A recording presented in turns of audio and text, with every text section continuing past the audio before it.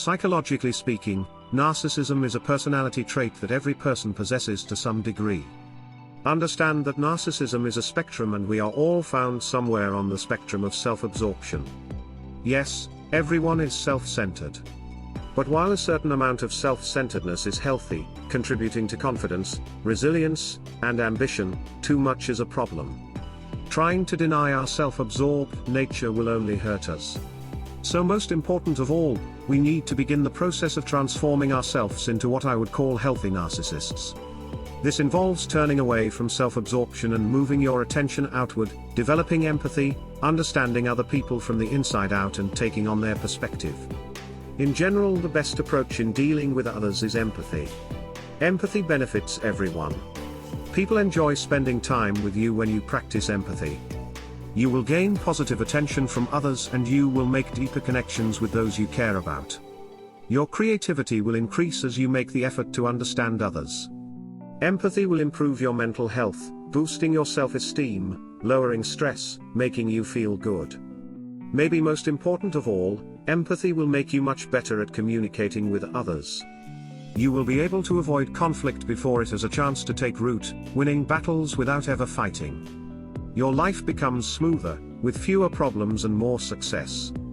As Henry Ford said, if there is any one secret of success, it lies in the ability to get the other person's point of view and see things from his angle as well as your own. Let's take a closer look at empathy as a valuable skill that you can learn and develop. There are 4 basic components to the empathetic skill set.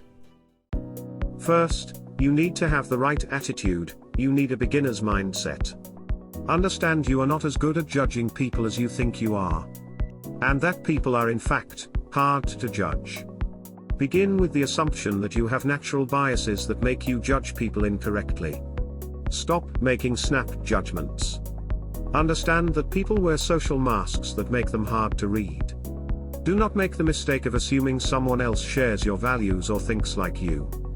So when people talk, you need to listen, giving the other person your full attention. Consider the other person's mind as an undiscovered country you will explore. Give others the benefit of the doubt, just like you do for yourself. Don't assume the worst or make simple quick judgments when you hear something bad about someone else. Consider the unique circumstances that might have made the person behave the way they did. To have this approach you will need healthy self-love. Accept your own character as it is with all your quirks and flaws. Everyone is a work in progress. No one is perfect. Learn to laugh at yourself and your flaws. This type of healthy self-love will make it easier to turn your attention toward others. Work on unconditionally accepting yourself and you'll find that whatever your narcissistic tendencies, they will gradually fade away. Second, you need to improve your ability to pick up on the feelings and moods of others. Pay attention to their body language and tone of voice. Do their words match their emotional vibration? Try to discover the intentions behind the words and behaviors of others. There is usually an emotion underneath an intention. While what a person says may or may not be the truth, real emotions are harder to conceal. What overall vibration are they putting out? How deeply are they listening to you? Do they seem distracted? Are they making eye contact? What does their facial expressions reveal? How about the way they move or carry themselves? When you allow yourself to feel on a physical level what the other person is feeling, you create a sense of rapport with them and they will open up to you. Third, we need to complement this visceral empathy with gathering helpful information and being analytical. You want to get to know what the other person values.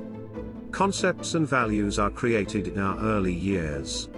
So you want to gather as much information as you can about how they grew up and their relationship to their parents and siblings.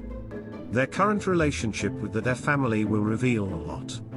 How do they react to authority figures? What type of person is their wife or girlfriend? What type of people do they surround themselves with? Look for sensitive trigger points that get them emotional.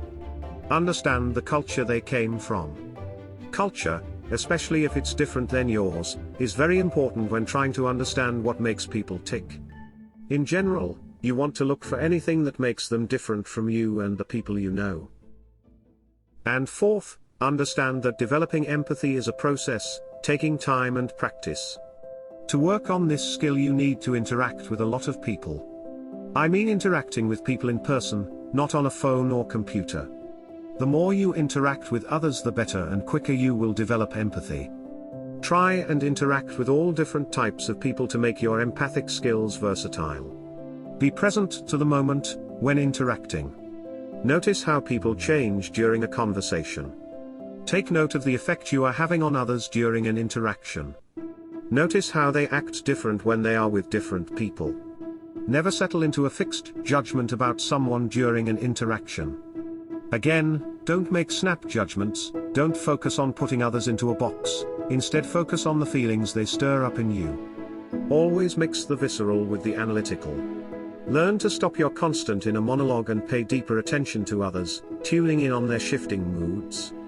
Get a read on what motivates them, take on their perspective, enter their world, and understand their value system. The more you practice, the more you will notice, discovering more and more cues that people give as to their psychology.